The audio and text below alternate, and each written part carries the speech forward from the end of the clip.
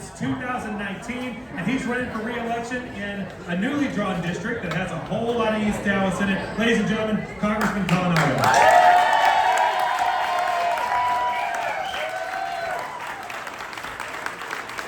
Hey, good evening. How you doing, Fats? Welcome to that. How you doing?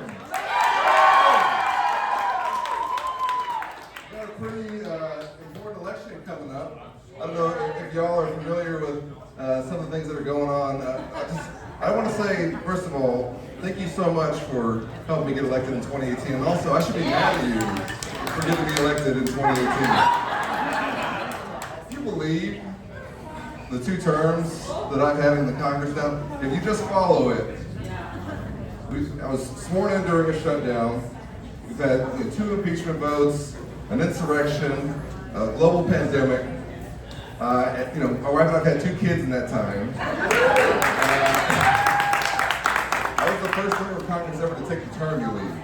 I didn't know that was like a big deal to take paternity leave in 2019. But apparently I was the first ever to take paternity leave. And, listen, I heard Raphael Warnock came to Dallas when he did an event for him recently, and he said something that's been staying with me, which is that right now we're a country between January 5th and January 6th of 2021. If you think back to January 5th, that was the night of the Georgia special elections, when the state of Georgia sent 2 Democratic senators to give us a majority in the Senate. The first ever Jewish man elected from the state of Georgia. The first ever African American elected from the state of Georgia. And if you think back to, if you remember how you felt that night, maybe the hope that you felt, knowing that we're going to have a majority leader, Chuck Schumer, in the Senate, that we're going to have the majority in the House, we're going to have President Biden in the White House, that we're going to pass important legislation, confirm judges, put people on the Supreme Court like Ketanji Brown Jackson, who did a fantastic job this year. And then, of course, there was January 6th. Now, I'm sure a lot of y'all have heard me talk about this already, but I'll just say, of course, as a member of the House leadership team, I was on the floor on January 6th waiting for what we knew was going to be a long day. I woke up that morning, said goodbye to my wife and my son, Jordan, who was, I think, just about a year and a half at the time. My wife was 7 months pregnant, knowing that it was going to be a long day. Because we knew that the Republicans were going to object to all of the states that had been close in the last election. And I sat there as I saw Arizona came up. And I saw our junior senator, Ted Cruz, stand up to object to the results in Arizona, as if he knows anything about the election that happened in Arizona. And so they split up the joint session of Congress. The Senate went back to the Senate side, the House stayed on the House side, and we had 2 hours of debate, or we're supposed to have 2 hours of debate, over the results in Arizona. And I started getting these texts on my phone from my wife and my staff asking me where I was. And I said, I'm on the House floor. It's the safest place in the country outside of the White House. It is. You can't go there unless you're a member of Congress, or unless you have very specific authorization to be there. Then we start hearing the noises, the banging and the screams. They interrupt the proceedings and tell us to reach under our seats and find the gas mask beneath us. I didn't even know we're there. There's alarms going off. They locked all the doors. These are ceremonial doors. The doors that the President of the United States walks through for the State of the Union when the Sergeant at Arms comes through and says, Madam Speaker, the President of the United States. That door, they locked those doors and they barricaded them with furniture that we use for paper, for the votes of the day and things like that. And at that time, I didn't think I was going to get out. I sent my wife a text that nobody ever wants to have to send to a loved one, saying, whatever happens, I love you. And I took off my suit coat, and I was ready to have to defend my colleagues because, there was only one NFL linebacker in the room. And everybody's looking at me. Like, what are you gonna do? And I thought I've said this before, and I say it again, and I thought for a second, well, you know, I'm gonna do something because you don't know where I'm from. I'm from Dallas, and but you know, that was, January 5th was the promise of our democracy. January 6th showed us the peril of our democracy. And right now, we're a country between those 2 days. Everything that we care about is on the line in this election.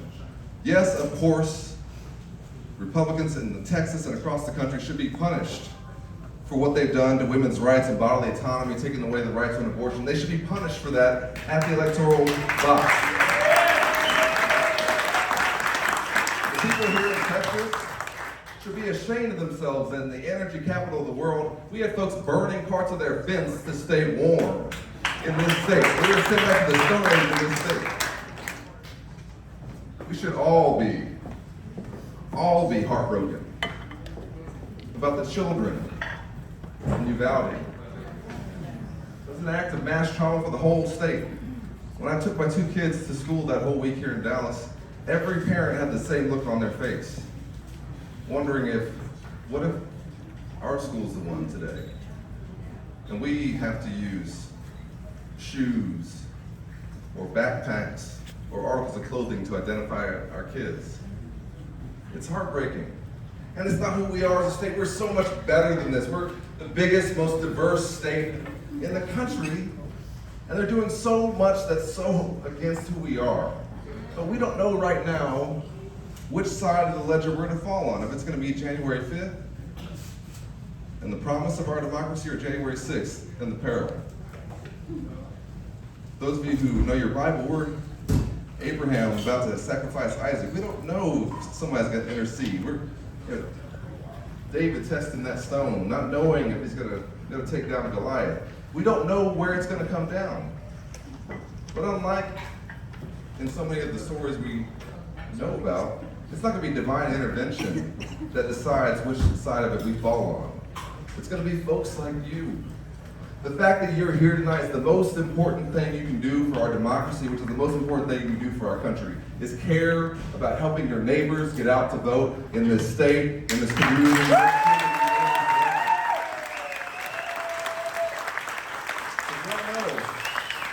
arc of history does bend toward justice, but it doesn't bend alone. We have to do it, and we've done it. Let me tell you something.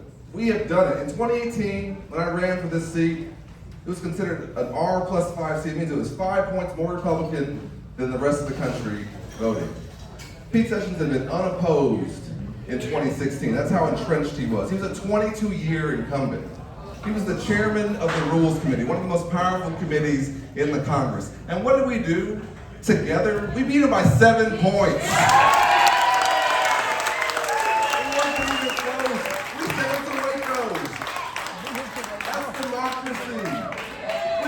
State House seats, we flipped the state Senate seat. We came within 2 points of knocking off Ted Cruz in that election, and it was because of the effort that we put in.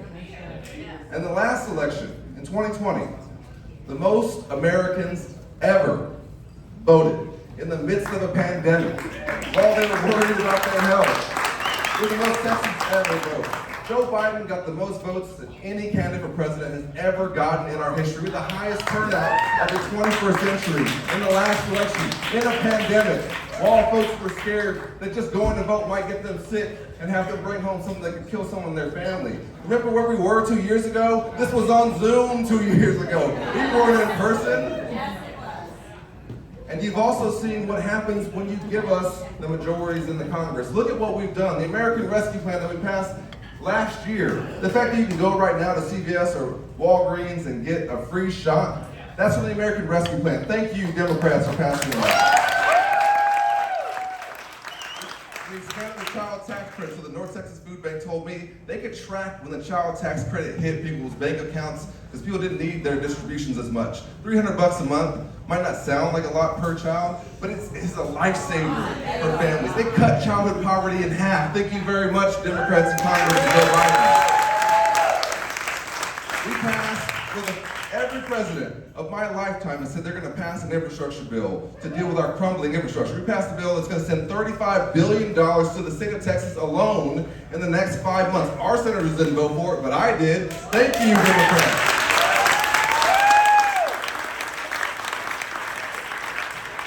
We passed the CHIPS Act that's going to allow us to lead the world again in manufacturing semiconductors, make sure that the technology that we created, that we're able to continue to lead the world.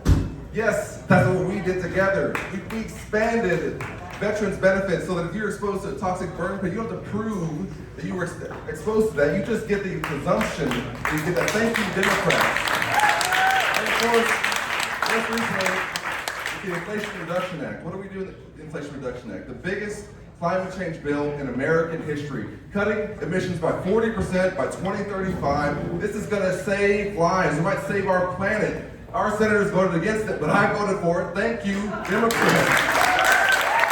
And that all happened with a 50-50 Senate, with a 5-vote margin in the House. If you hadn't helped me get reelected in 2020, we know that our representative would have voted against it. So I have to say to you tonight, thank you so much for your activism. Thank you for being majority. People come up to me all the time and they say, is this the election that Texas is going to change? And I say, I don't know. What are you going to do to make sure that it is? It's not on Beto to do it. It's not on Rochelle to do it. It's not on Mike Collier to do it. It's on all of us to do it together. We got to get out there and knock on the doors. We got to make some phone calls.